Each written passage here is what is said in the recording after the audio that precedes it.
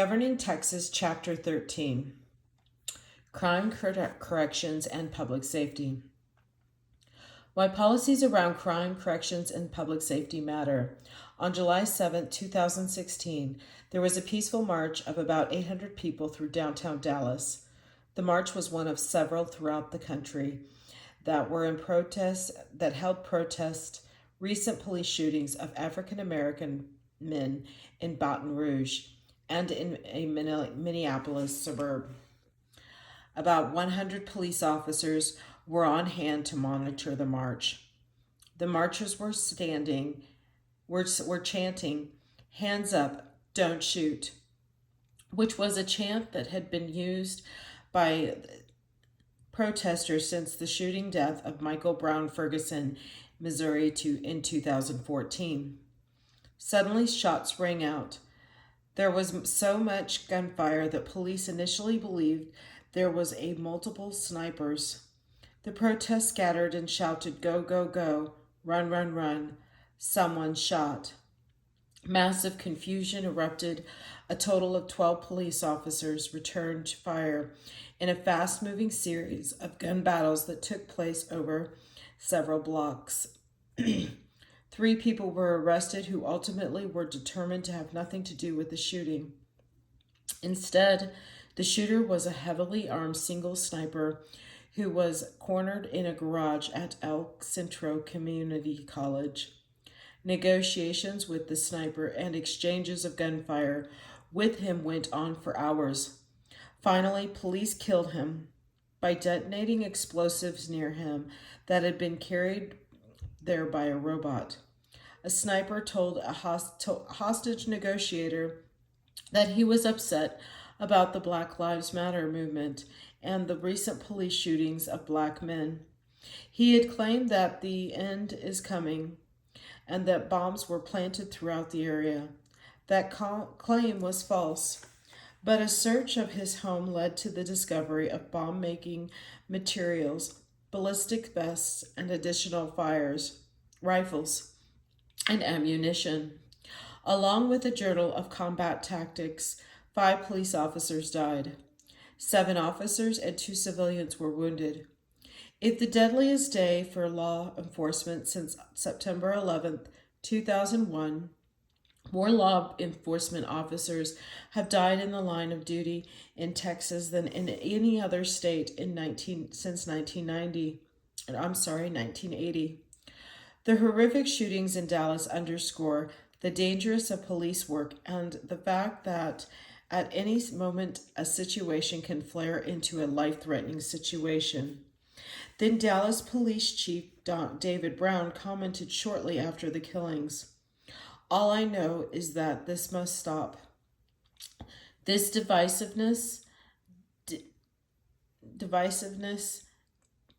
between our police and our citizens." The peaceful demonstration from which the police killings emerged over a fundamental issue, policing in Texas and throughout the country, one that is highlighted further by the 2020 killing of George Floyd at the hands of Minneapolis police officers. Discussed later. How do police, who must enforce laws and who must frequently deal with lawbreakers, as well as with citizens who are often in very tension-filled situations, maintain a positive relationship with the communities they police while providing for their own personal safety? Policing, however, is only part of the criminal justice process in Texas. It is within the criminal justice process that the power of the state is greatest. Criminal law can take away an individual's liberty and even life. Texas has long been the poster child for harshness in crime punishment. No state executes more prisoners than Texas, and no state has a larger correctional population than Texas. In this chapter, we will look both at the basics of criminal justice system and at recent issues related to criminal justice in Texas. Policing Texas. Describe the characteristics of policing in Texas and analyze the controversies surrounding it. Law enforcement officers have the power of arrest and the power to use the force in the conduct of their duties. It is an awesome responsibility that is carried out by a multiplicity of police organizations, such as the Texas Department of Public Safety, city police departments, sheriff's departments, constable offices, independent school district police departments, and college of police departments. Police departments. The size of police departments in Texas ranges from about 5,200 in the Houston Police Department to any one officer departments. The small town of Anton, Texas population, 1,200, has one such department, a single police officer who, in case of trouble, has as his nearest backup the Hockley County Sheriff's Office, which is 25 miles away. There are 25 city police departments in Texas with only one officer, and 25 police departments have closest in the Panhandle State Plains since 2000. Because of the cost of operating a police department, the towns without a police department rely on assistance from county sheriff's departments. One of the biggest problems facing police departments is the response time to calls for assistance.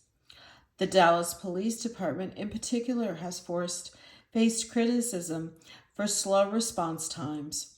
The Dallas Police Department has a 4-category system for responding to calls. Priority 1 is a response to an emergency call, and the average time of these in 2019 was 7.81 minutes. Priority 4 is a response to a non-critical call, and the average time of these in 2019 was 67.97 minutes. One reason for the slow response times is that over 6 years the size of the department has dropped from 3,700 officers to 3,150 officers in 2020. A problem with recruitment and retention of police officers in large urban departments is that nearby suburban departments pay much more, which encourages officers to move to higher paying positions. In areas where policing demands are likely to be less than in more populated urban areas, starting pay for a Dallas officer pays $44,659 a year. In nearby Plano, it is $63,757. At the same time, it is difficult for very small police departments to have a tax base sufficient to support a police department. Often small departments offer such a meager salary that officers are encouraged to move elsewhere. In 2017, the Kent County Sheriff's Department, with 3 full-time officers, including the sheriff, advertised for a patrol deputy with a starting salary of $35,000 a year. Small-town police officers do have advantages over urban officers. However, one major advantage is that they know the communities they serve. The single officer in Anton, Texas, for example, has lived in the town for 32 years and knows almost everyone. When people in Anton call the police, they rarely call the dispatch office, but instead call the officer's cell phone. In contrast, officers in Texas urban areas are unlikely to have much of a personal relationship with the communities in which they patrol. Diversity training is now required by police officers, and in some departments pay a bonus for officers who speak languages common in the community, such as Spanish. Nevertheless, urban police are rarely the friendly neighbor that officers in small towns and rural counties in Texas are. Here's the vocabulary words.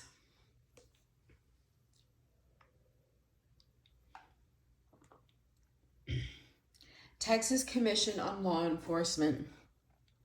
The major regulatory agency that develops and enforces law enforcement standards is the Texas Commission on Law Enforcement. It was established in 1965, though it was not until 2 years later that it received any state funding. Initially a small agency with only a director and a staff of 3, it has grown substantially. It has its responsibility in licensing those in law enforcement. Beginning in 1969, the Commission was responsible for certifying all peace officers, law enforcement officers such as police, sheriffs, constables, and highway patrol, with the exception of those who were elected officers under the Texas Constitution. Those duties were expanded in 1979 to the certification of county jailers and in 1989 to the certification of those in telecommunications. In 1997, the commissioner's duties were again expanded to Texas private prison jailers who are responsible for federal prisoners or for prisoners from other states. Once the commission licenses these persons, it requires that they undergo continuing education. The Commission revokes licenses if standards are not met and if also monitors police training academies. The Commission is governed by 9 commissioners who were appointed by the governor and confirmed by the Senate. They are chosen for 6-year terms, and terms expire for 3 members every 2 years. Commissioners are selected from 3 categories. There are chief administrators of law enforcement agencies, such as sheriffs, constables, or chiefs of police.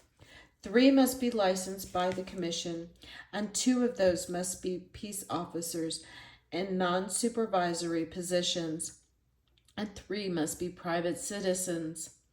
Controversies surrounding policing in Texas. Police have not only the power of arrest, but also the power to use renewable force in doing so. It is the use of force by police that is the most controversial issue involving police in Texas and the nation. Rarely, however, does the use of force result in major consequences to police. The Texas Tribune examined 656 police shootings in the largest cities in Texas. Between 2010 and 2015, 38% of these shootings were fatal, and 41% of those shot were African American. Of those 656 shootings, 25 officers were subject to disciplinary action and 10 were terminated as police officers. 7 was indicted for criminal charges, though none of those were charged with murder and none were convicted. More recently, 6 police officers have been charged with murder and 3 have been tried and convicted. One, Ken Johnson, was with the former Branch Police Department and was off duty and in plain clothes when he chased 2 teenagers he saw breaking into his vehicle. After a short chase, in which he rammed their vehicle off the road, he quickly began shooting at the teens. He fired 16 times, killing one and wounding the other. The officer claimed he saw one of the teens reach down after the crash and pull a weapon. A box cutter was found in the vehicle, but it was a tool used in the dead teens' work. No gun was found. Johnson was found guilty of murder and aggravated assault and sentenced to 10 years in prison on the murder charge and 10 years probation for the aggravated assault. Another officer, Roy Oliver, was with the Bolsh Springs Police Department. He killed a 15-year-old high school freshman who was with his friends, was driving away from a party that police had been called to investigate. Oliver opened fire on the vehicle with an AR-15 rifle. The department initially defended the officer, claiming that the driver of the car had attempted to back over the officer. Video of the incident, however, showed the car was moving away from the officer. Oliver was found guilty of the murder and sentenced to 15 years in prison and a $10,000 fine.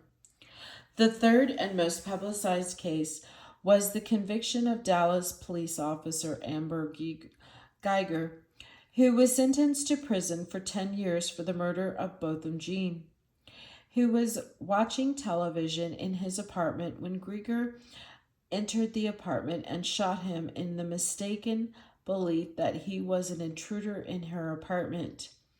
Prior to the conviction of Ken Johnson, the Farmers Branch officer, the last time a police officer was convicted of murder was in 1973. In that case, Dallas police officer Darrell Kane held a gun to the head of a 12-year-old boy, and on the second pull of the trigger, he killed him while the boy was handcuffed inside the patrol car. Although Kane claimed the shooting was an accident, he was convicted and sentenced to 5 years, and he served half of that time. Police shootings generally do not go to trial. One example of a shooting occurred in 2016 in Beckville after a Texas Department of Public Safety, the DPS, trooper attempted to pull over a 23-year-old for speeding. Rather than stopping, a vehicle chase ensued, followed by a foot chase. The trooper drew his gun and repeatedly shouted for the 23-year-old to stop and put up his hands. Instead, the suspect continued running until he tripped and fell. The trooper claimed he believed the young man had a gun and shot him in the back 5 times because he failed to show his hands. The young man was unarmed, and the trooper at the time had no reason to suspect the young man of any crime other than speeding. The Texas Rangers investigated the shooting and reported to the grand jury information about previous traffic tickets and a drug charge that were unknown to the trooper at the time of the shooting. The grand jury refused to return an indictment. It is, of course, difficult to second-guess a police officer who must make a split-second decision about whether to fire a weapon. If a suspect makes a sudden move, the officer must act quickly, and in some cases, the suspect's actions are later determined to be unrelated to use of a weapon against an officer. Still, police use of force has become a major issue in Texas, in part because of a concern that police use of force may be indicative of racial bias. Between September 2015 and May 2017, 302 officer-involved shootings occurred in Texas. 53% of the persons involved were unarmed and 22 were African Americans. One potential remedy for concerns over the appropriateness of police use of force is the increased use of video camera in police vehicles and on police officers. It was video of the incident involving the Balch Springs police officer, for example, that showed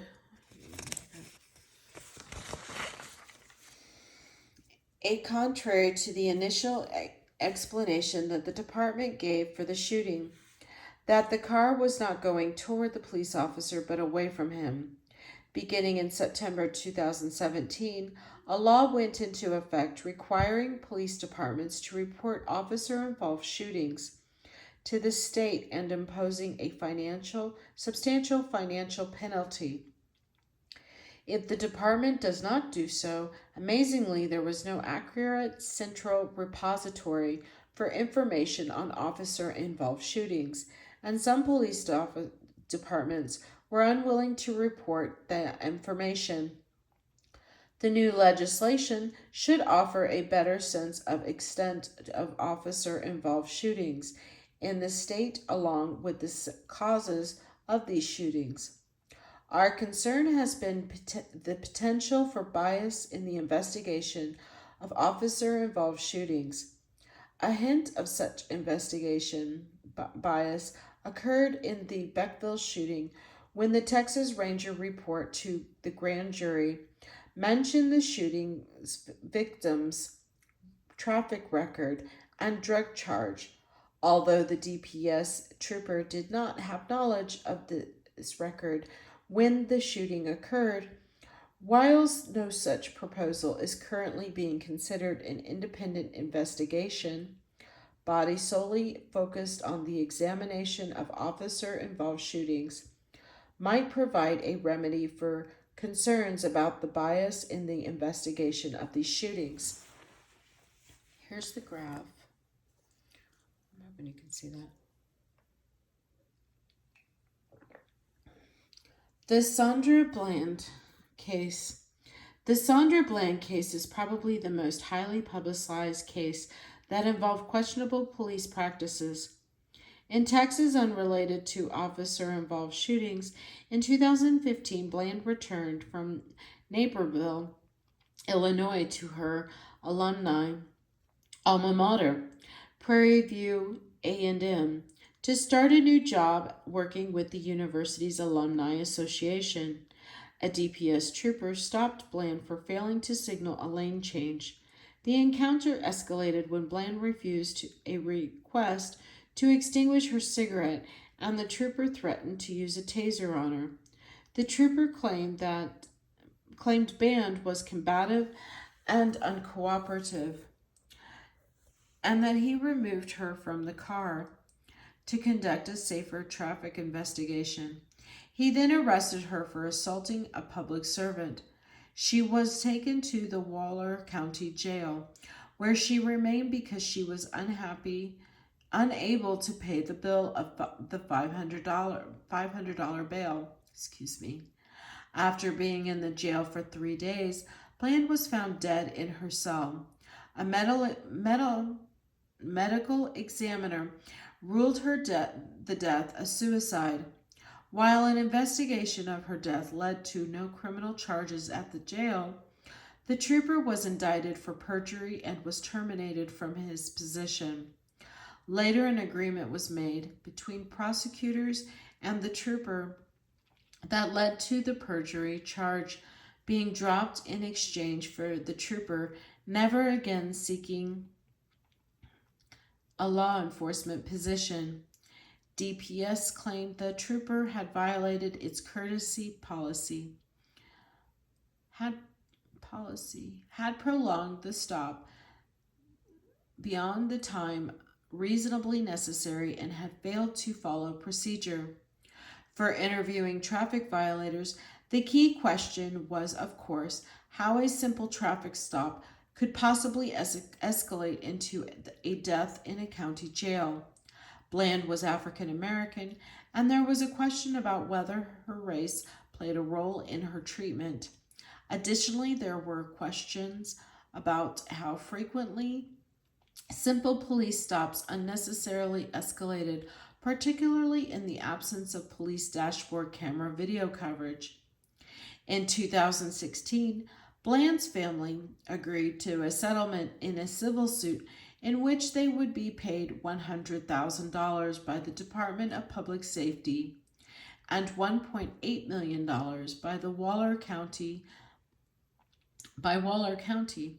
Additionally, the county agreed to provide emergency nurses on all shifts at jails, use electronic sensors to ensure timely cell checks, and seek state funds for jail improvements. However, in 2017, the proposed Sandra Bland Act was largely gutted in the legislature because of opposition by police groups. The bill would have required officers to acquire signatures or recorded consent before they conducted a search and would have prevented jailing persons for offenses in which the maximum punishment was a fine. Here's the vocabulary terms.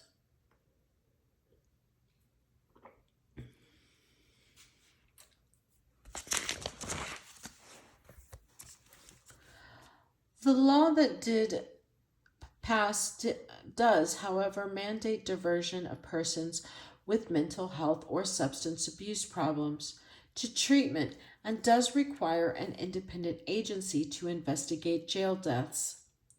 The death of George Floyd. It was not the death of a Texan in a police custody, however, that led to the most widespread outcry in both Texas and the nation over police brutality. It was the killing of George Floyd in May 2020 by a Minneapolis, Minnesota police officer who held Floyd down during arrest by placing a knee on Floyd's neck. Bystanders, some of whom warned other police standing by that Floyd was in distress, videotaped Floyd and the police behavior.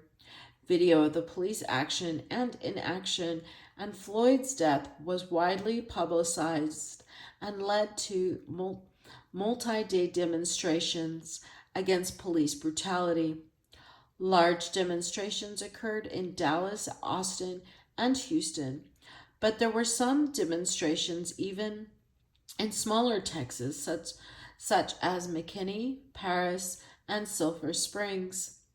There was some violence associated with some of the domestic demonstrations, some arrests, some injuries, and one death.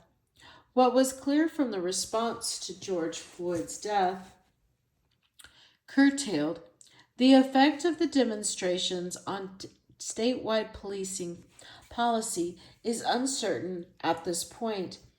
However, several Texas cities have now banned chokeholds. Houston is requiring the police to use conflict de-escalation techniques and has limited to no knock warrants. Warrants that allow police officers to enter a residence without knocking or announcing themselves first. Dallas is now requiring police officers to intervene when another officer engages in unnecessary violence. Austin has banned the use of rubber bullets, beanbag ammunitions, tear gas, and pepper spray, and is reducing the police budget.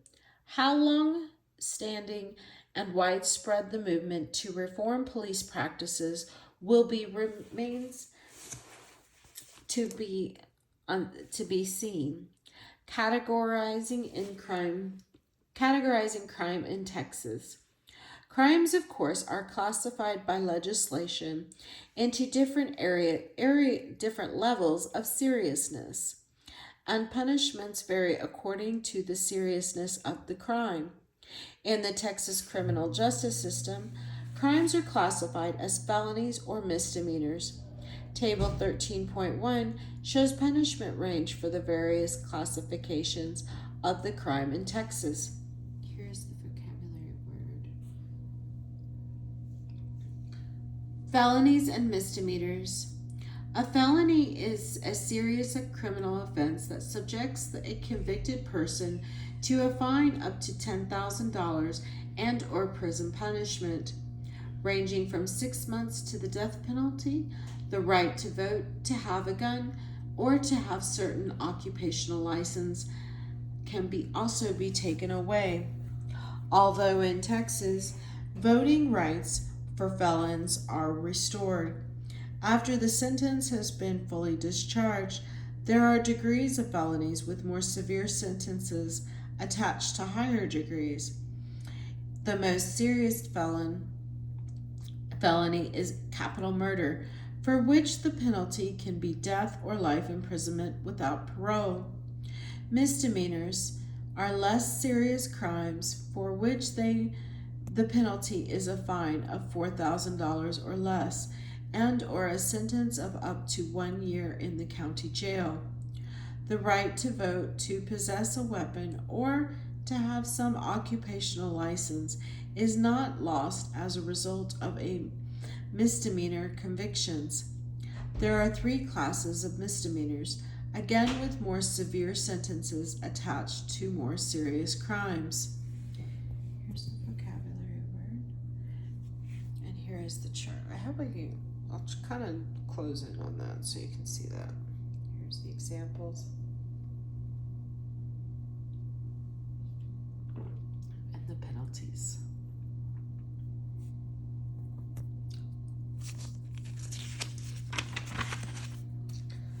Here's the vocabulary words for this section.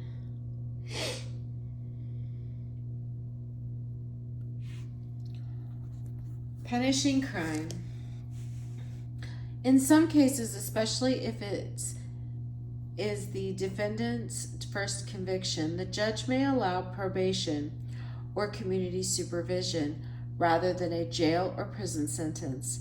Probation is a suspension of the jail or prison sentence with the understanding that the defendant will meet certain requirements imposed by the court. These usually include reporting to a probation officer on a regular basis, holding a steady job, paying fines or restitution, and abstaining from alcohol or drug use.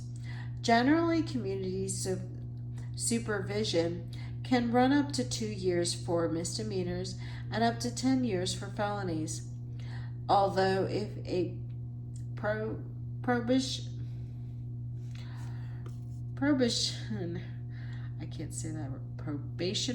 complies with the rules, it is possible to obtain early release from probation after serving 1/3 of the term.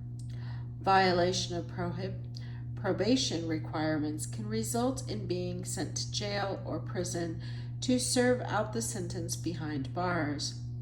Often prosecutors know that people with lengthy probation sentences will find it difficult to comply with all the requirements. So in cases where they believe it will be difficult to get a conviction, they might agree to a plea bargain, allowing community supervision for a long period. They expect that the defendant will violate probation and spend time in jail or prison. People who are sentenced to prison may be released on parole after a period of time behind bars. The decision to grant parole is made by the Texas Board of Pardons and Paroles, composed of a chair and 6 members who serve 6-year staggered terms. Besides determining grants of parole, conditions of parole, and revocation of parole, the board makes recommendation to the governor about sentences and clemency. In order for the governor to alter a prisoner's sentence or grant clemency, a majority of the board must support the change. People serving time for capital crimes are not eligible for parole, and generally those convicted of other violent crimes must serve at least half their sentence before being considered for parole. People convicted of nonviolent crimes must serve at least 1/4 of their sentences, or 15 years, whichever is less, before being considered. The Board of Pardons and Paroles uses a complex formula that considers such factors as the offender's prior record, previous parole violations, employment history, prison disciplinary record, the severity of the current offense, the age of the offender, educational or vocational opportunities taken during confinement, and whether the offender is a gang member. If a prisoner is granted parole, he or she must comply with the requirements imposed, or, like probation violators, he or she can be sent to prison for the remainder of the sentence. In the 2018 fiscal year, over 6,500 persons had their parole revoked and were returned to prison, and over 21,600 persons successfully completed parole and were discharged. There are also sentencing enhancements. Certain circumstances, such as previous convictions, that increase the classification of or penalties for the crime. For example, a DWA, driving while intoxicated, offense is a Class B misdemeanor, but a second DWA is a Class A misdemeanor, and a third DWI is a third-degree felony. That means, of course, that a second or third DWI conviction will result in more serious penalties than will the first DWI offense. Texas enhances sentences for repeat felony offenders as well. If a person convicted of a third-degree felony has a prior felony conviction, that person is sentenced for second-degree felony. Similarly, a second-degree felony is punished as a first-degree felony. If the person had a prior felony conviction, a person convicted of a third felony can be sentenced to life imprisonment based on the three strikes provisions in the penal code. And in some cases, such as sexual assault cases, 2 felony convictions are sufficient for life imprisonment. The criminal justice process. I'm going to go ahead and give you the vocabulary word.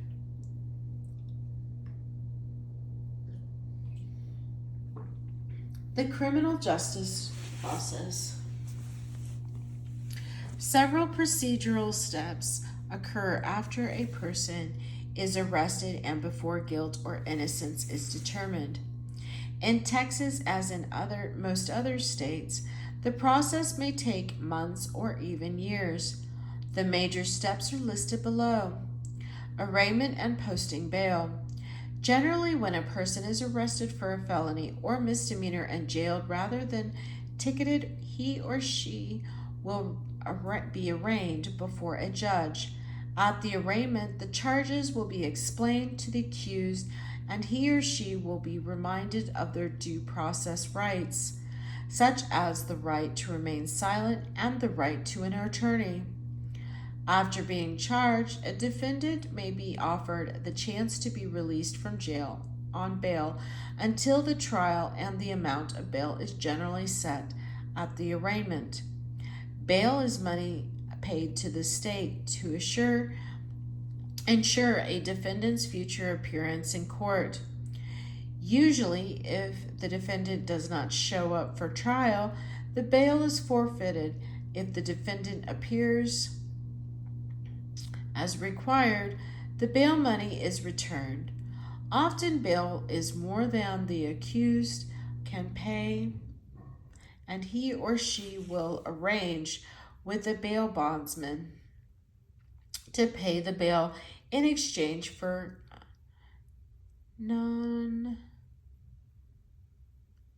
that doesn't make any sense. I'm so sorry, guys. Non-refundable payment. That is often 10% of the amount or higher. Even a defendant who cannot provide bail or pay a bondsman can do so.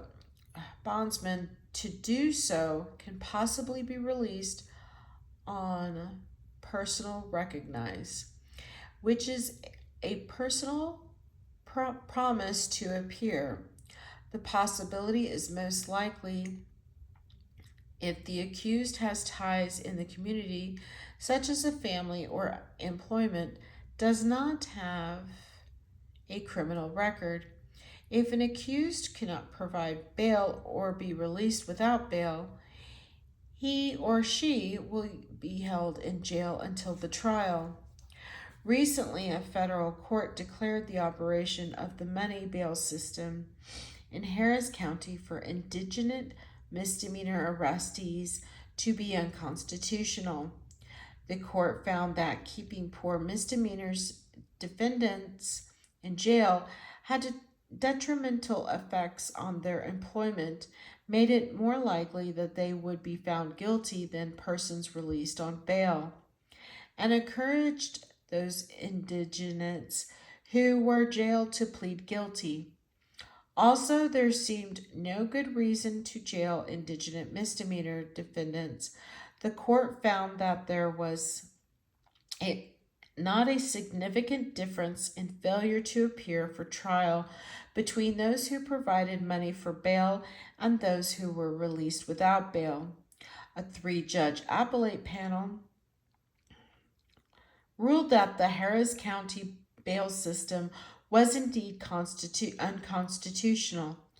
Dallas County has also been sued over its bail practices, and as with Harris County, is having to change its bail practices. The decision has enormous implications, statewide and throughout the nation. A likely effect is that misdemeanor arrests will often be released on personal recognize rather than being required to pay bail. Here's the Citizen's Guide. I'll kind of glow in so that you can kind of read that at your leisure.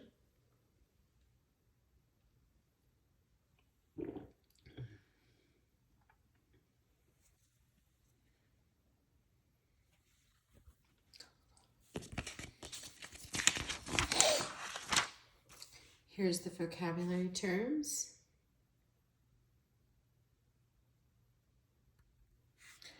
Grand jury indictment. Although the procedure, I'm so sorry, I can't pronounce stuff tonight, guys. Although the procedure can vary after arraignment, a felony case will generally be presented to a grand jury, 12 persons who will determine if there is sufficient evidence to hold the accused for trial. Grand juries do not find people guilty or not guilty, but instead will vote a true bill, meaning that they find probable cause that the accused has committed the crime, or a no bill, meaning that they do not find probable cause. A person would, of course, be held for trial only if there is a true bill. Grand jury indictment is far from conviction, as all a grand jury determines to the existence of probable cause, and usually the decision is based only on presentation by the prosecutor. For a conviction in a trial, there must be a finding of guilt beyond a reasonable doubt, which is a demanding standard or of proof for a prosecutor. At a trial, the defense is also heard. It has the opportunity to cross-examine witnesses and present its version of events. The major criticism of the grand jury is that it usually hears only what the prosecutor chooses to let it hear, and that it serves as a rubber stamp for the prosecutor's decision. On September 1st, 2015, a major change occurred in the way grand juries are selected in Texas. Texas was the last state to use what was commonly called a pick-a-plow or keyman system, in which a district judge appoints a commissioner who choose persons to serve on grand juries. One problem with the system was that those who were chosen tended to be unrepresentative of the community. The new system selects 12 grand jurors and 4 alternates in a random selection process, such as the one for trial juries. Pre-trial hearings. After indictment for a felony, there will likely be a number of pre-trial hearings in which the accused will formally plead guilty or not guilty. The trial is scheduled and various motions may be presented, such as ones to move the trial to exclude certain evidence. These hearings vary in length, but in most cases are quite brief. In criminal trial, a common motion is one to exclude certain evidence on the grounds that it was illegally seized in violation of the Fourth Amendment to the U.S. Constitution. In these instances, the judge examines the fourth of the seizures and determines whether the evidence was legally seized and therefore can be used as trial. Plea bargaining.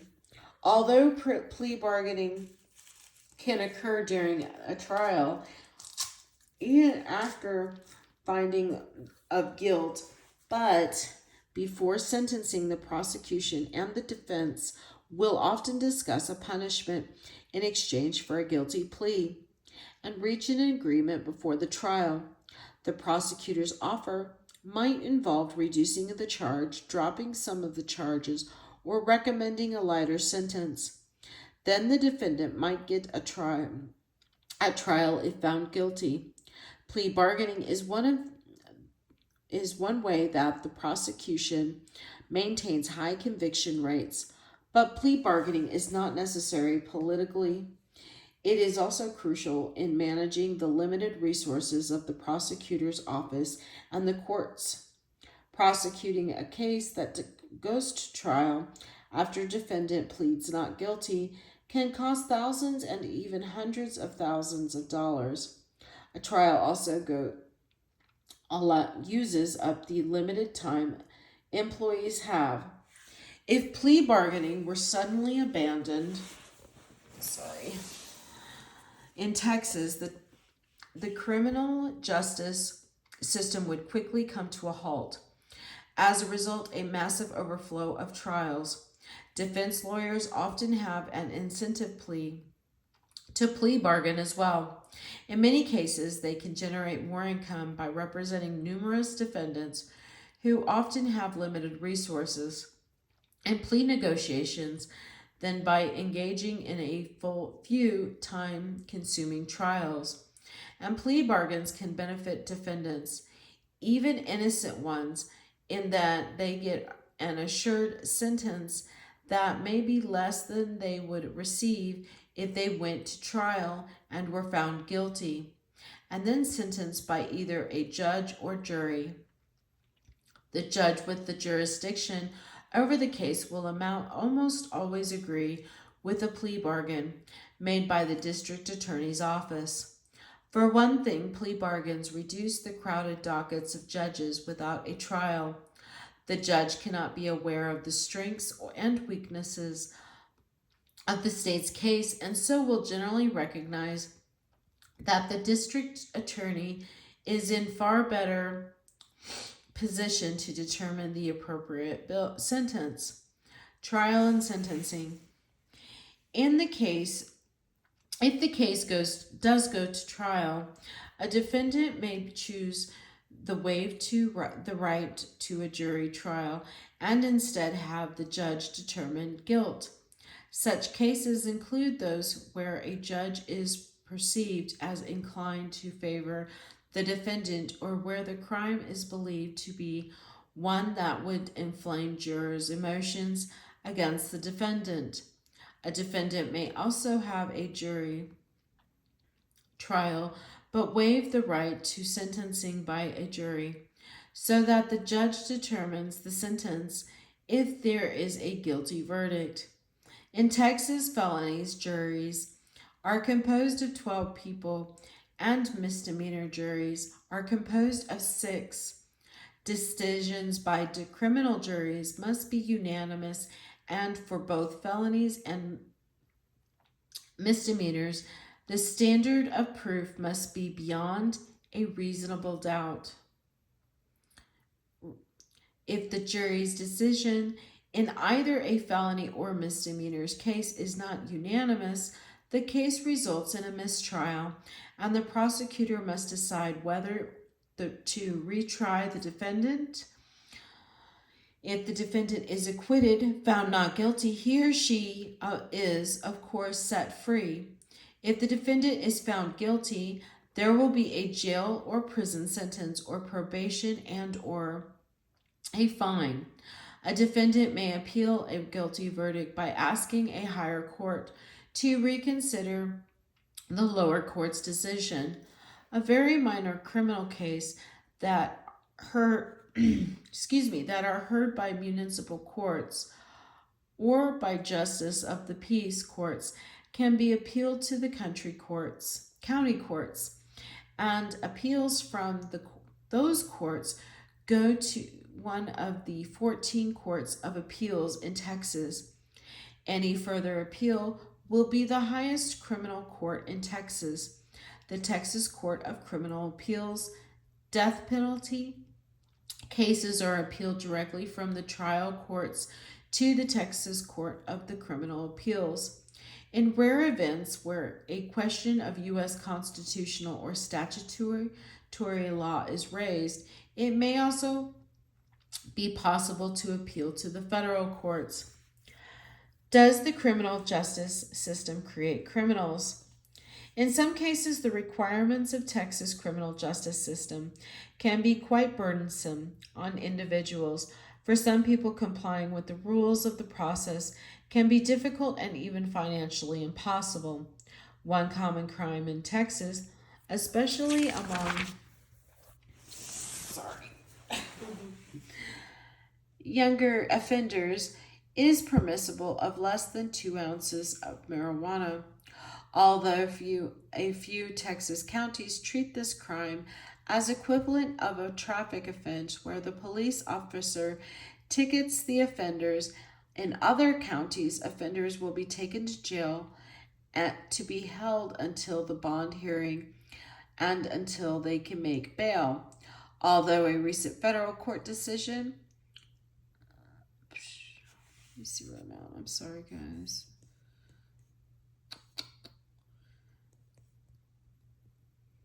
Although a recent federal court decision is in the process of changing bail requirements for misdemeanors in Harris County and potentially throughout Texas, for the time being, in much of Texas, bail on such charge would be $500, which means that either the full $500 will have to be posted with the county or bail bondsman will have to be retained for roughly $50 non-refundable fee. After bail is posted, the defendant will eventually have to go to trial in county court at law. Some defendants hire an attorney, which may cost $1,000 to $3,000 for the entire process. In this type of case, others may appear in court without an attorney. It would not be unusual for a first-time offense to result in at least a $500 fine, plus court costs, a sentence of 30 hours of community service, a sentence of 15 hours in an approved drug education course, and 9 months probation, during which the defendant would pay a fee for each visit the probation officer and any drug testing required by probation officer. After court's costs, probation costs, and the fine, the offender will probably have spent about $1,000 to $1,200 plus legal fees. While on probation, the offender will not be allowed to use drugs or alcohol and will be subject to testing. There will be a required visit with drug counselor and regular tips to probation officer. Travel will be restricted if the offender is in compliance. He or she will probably get an early release from probation. If not, probation could be full length and jail time is possible. Additionally, because this is a drug case, the offender's driver's license will be suspended for 6 months. If the offender must drive in order to get to and from work or to a care for family members, he or she must go to court and obtain an occupational driver's license. Filling this paperwork can easily cost nearly $300, not counting possible attorney's fees. In order to drive legally, the offender will have to purchase an SR22 automobile insurance policy for 2 years.